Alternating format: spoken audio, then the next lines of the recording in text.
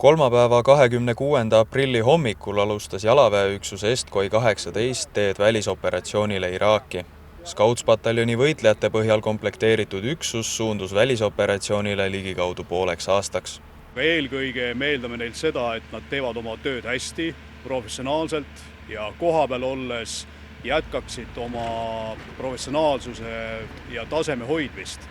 Ja ma tuletasin ka neile meelde, et kui tekib raskemaid olukordi, siis nad saavad toetada üksteisele ja meeskonnana kindlasti nad saavad kõikidest väljakutsetest jagu.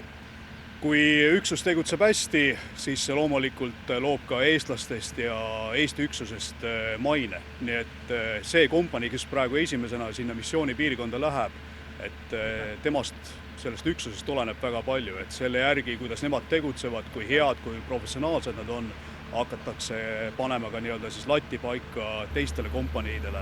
Sõduritele on see oluline, et kui nad on eluaeg treeninud või mõned aastad treeninud, nad tahavad ennast proovile panna, nad tahavad proovile panna enda väljaõpet, enda üksust, et selleks see missioon on väga hea, et iseennast ja üksust testida.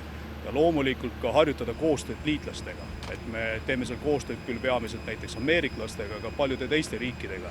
Et me harjuksime tegutsema rahvusvahelises keskkonnas, et see on kindlasti ka väga oluline.